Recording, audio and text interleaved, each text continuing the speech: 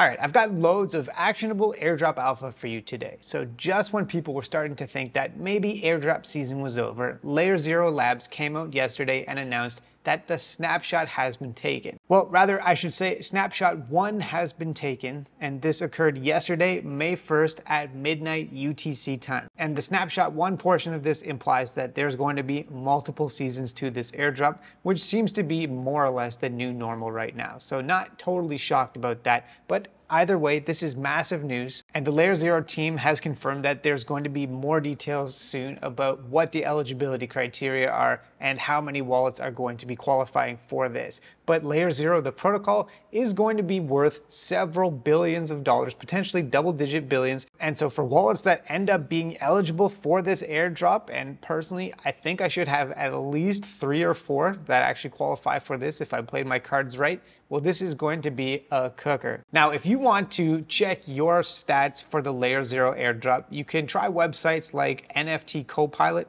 They've got a Layer Zero checker where all you have to do is copy and paste your wallet address in. Now, I wouldn't say that it's completely accurate, but it will give you a rough sense of how many transactions you've done, what the total volume on your wallet is, and that sort of thing. Then the other big update we have from today is confirmation of the date of the mode airdrop. So the snapshot for the leaderboard is going to occur on the 5th of May, and then the token is going to be claimable on the 7th of May at 11 a.m. UTC. So this first round of the airdrop is 5.5%, and season 2 starts immediately afterwards. They say there's going to be boosted incentives as well, so of course they want to keep people using the network. But honestly, when it comes to the mode airdrop, I'm pretty impressed. They launched this L2 a couple of months ago, had, in my opinion, a pretty well thought out airdrop campaign, and now they're actually launching the token. And then you can compare this to some other Ethereum L2s that shall not be named that have been live on mainnet for literal years and have actually made no tangible progress towards dropping the token. I like these compressed timelines that we're seeing here with mode. And then in terms of the actual mode network TVL amongst all the ETH L2s, it's been doing pretty well. It's already reached 10th on the leaderboard. And with a TVL of over 500 million, when they drop the token, that TVL is going to get juiced up. So it's probably going to end up somewhere, maybe even in the top 5, depending on the valuation of the network. So I'm pretty bullish on mode, and I'm excited to see what happens. The token is coming in less than a week. Okay, next up, if you are farming the scroll airdrop, there's now a new set of quests to complete on layer 3 called the scroll sprint. So this is in conjunction with scroll enabling blobs, meaning that transaction fees have gotten significantly cheaper. So instead of paying $1 or $2 for a transaction on scroll, now it should cost somewhere in the realm of like 5 to 10 cents. So there's a few quests on right now, and this is definitely a good thing to do because it's multi-airdrop qualifiers. If you complete these quests, you'll get cubes for the layer 3 airdrop, and then of course you'll be establishing more on-chain transaction history for the scroll L2.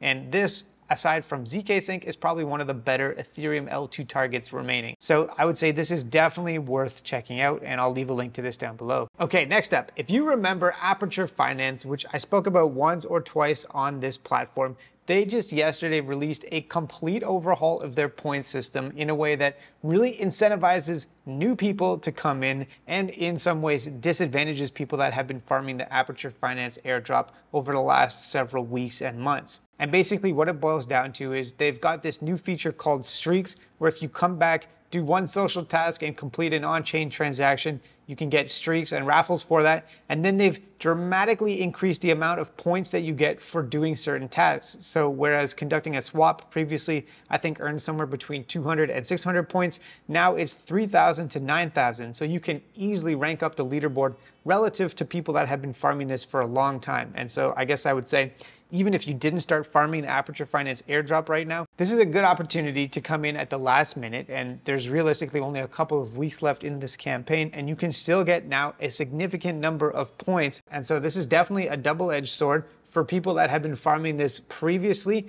If you don't continue farming it and earning points at these new higher points multipliers, you're going to be massively diluted. But for new people coming in, you can take advantage of these points multipliers and rank up the leaderboard, especially relative to people that maybe farmed this a while ago and then sort of laid off of it or stopped farming it because they're now going to be ranking down. Okay, next up, if you got the SAGA airdrop and you staked your tokens, there was another snapshot on April 26th, which they just announced today, and they're going to be distributing more SAGA. So let's open up the blog post here. The TLDR is that snapshot was April 26th, and what you had to do to qualify for this additional SAGA allocation is to either stake over 101 SAGA tokens or to stake over 95% of the airdrop that you received from SAGA. So if you did either of those two things, you'll be getting additional SAGA tokens. And for me personally, I got the SAGA airdrop. I staked it on day one, pretty much 95, maybe even 99% of it. And then a few days later, I decided, you know what, I want to sell this. So I unstaked it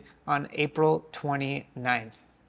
Big brain play right there. I am a genius. Okay, speaking of staking airdrops, another airdrop was announced today for Dimension stakers. This is from the Mandy network. They released a blog post today on the Dimension forum, and they are giving a 5% airdrop allocation to Dimension stakers. Next up, if you have a history of trading ordinals, Bitcoin inscriptions, you may be eligible to claim retroactive diamonds from the Magic Eden NFT exchange. So you should go to Magic Eden, connect your Bitcoin wallet that you use to trade ordinals, and check to see how many diamonds you're going to be getting. Okay, next up, if you are farming the D-Bridge token airdrop, or it's kind of like an ICO because it's completely based on the amount of fees that you burn for the bridge. Anyways, they have a new collectible live on Drip. So if you visit the Drip homepage now, you'll probably notice that there's this D-Bridge 5 for 5 sweepstakes. You can collect this free NFT here, and this is actually going to give you a bonus multiplier for the D-Bridge. So I just got the common version of the NFT, which only gives a 1.1x multiplier.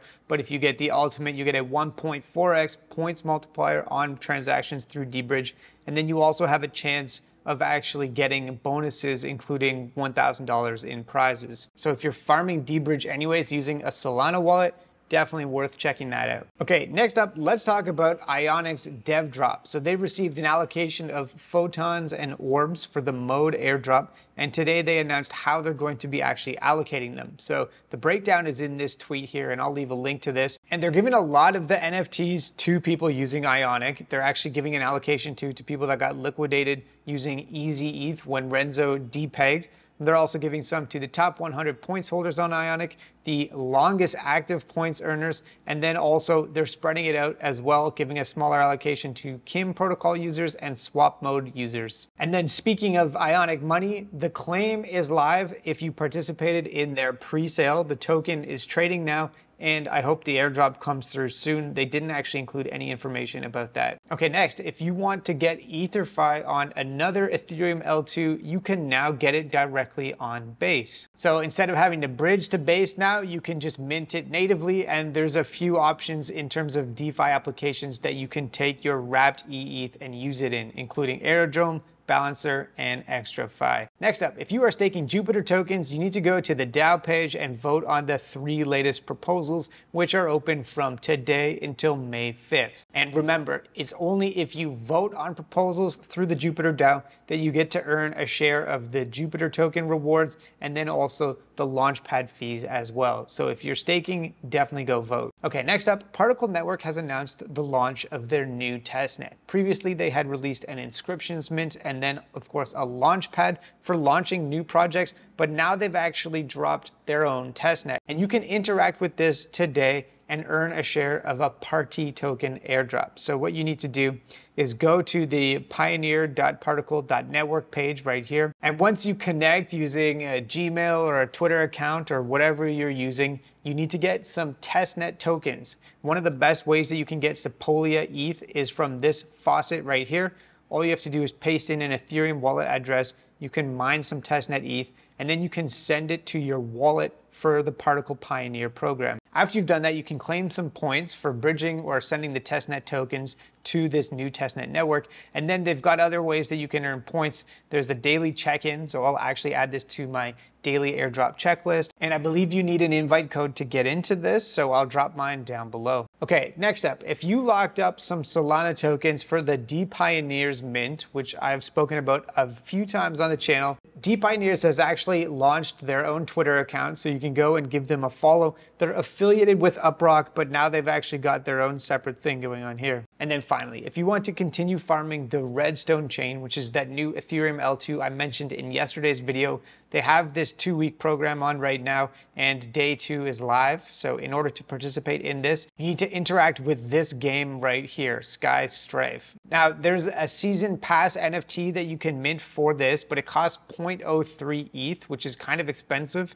However, you don't actually need to mint that in order to complete this. Now, in the Redstone chain Discord, the mods have been saying there's no airdrop, but honestly, I feel like the risk reward for spending a few dollars on transactions here is pretty reasonable. I've seen many instances where they say there's never going to be an airdrop, and then months later there actually is one. So for me personally, I minted the Genesis NFT yesterday. I don't know if I'm going to do every single day of this, but if they're not too expensive, I don't mind interacting with them because the risk is pretty low. And then if they end up actually dropping a token one day, obviously holding these NFTs from their launch will be worth it. Of course, though, as with every airdrop opportunity, you have to assess whether or not you think it's worth your time, energy, and money. So that's it for today's video. Hopefully you found this useful as always. Thanks so much for watching and have a great day.